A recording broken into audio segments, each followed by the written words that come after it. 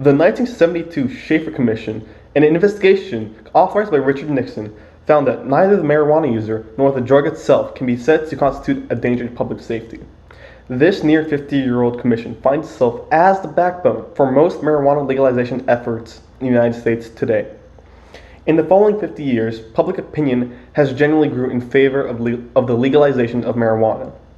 Currently, marijuana remains fully illegal in only 8 states and at the federal level.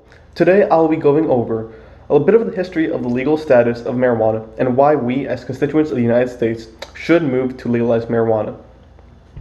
Looking at the history of marijuana can help us shine a light on what may seem to be a convoluted issue. Historically, marijuana was farmed in the United States during the colonial period as industrial hemp. It was a very industrious multi-purpose fiber used mostly for industry and was eventually phased out by superior manila hemp. During the 19th century, sales of marijuana were regulated by state legislation. These regulations affected labeling and restricted sales for minors. Legalization would eventually get stricter as in 1906, the Pure Food and Drug Act became the first form of federal legislation that specifies cannabis. Legislation only got harsher, and according to John P. Calkins, an American drug policy researcher, by 1931, 29 states had criminalized marijuana. Eventually, the Marijuana Tax Act of 1937 effectively made possession and transfer of marijuana illegal by means of an excise tax, and eventually was outlawed by the Boggs Act of 1952. These restrictions were only loosened during World War II when tax stamps were handed out for farmers to grow industrial hemp as access to medicinal hemp was cut off by the Japanese forces. Eventually, the Supreme Court case of Leary v. United States of 1969 found the Marijuana Tax Act as an unconstitutional violation of the Fifth Amendment, leading to it being repealed.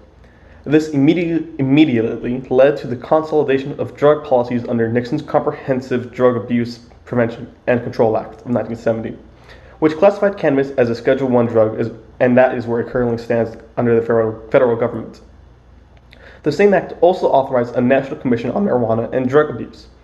This commission, also called the Schaefer Commission, found that neither the user or the drug possesses a danger to society and recommended the legalization of marijuana.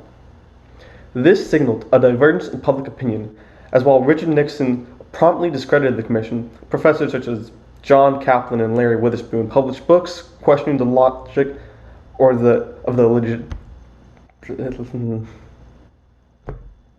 Professors John Kaplan and Larry Witherspoon published books questioning the logic of the legality of a relatively benign drug. The process of legalizing marijuana comes with many steps. Initially, decriminalization, then following with medicinal, and ending with recreational use. Decriminalizing marijuana means to reduce possession and/or distribution charges to misdemeanors.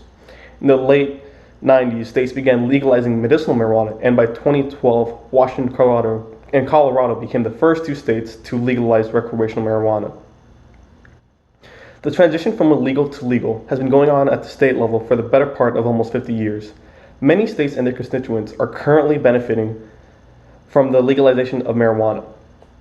To conclude a quote I mentioned earlier from the Schaefer Commission, neither the marijuana user nor the drug itself can be said to constitute a danger to public safety.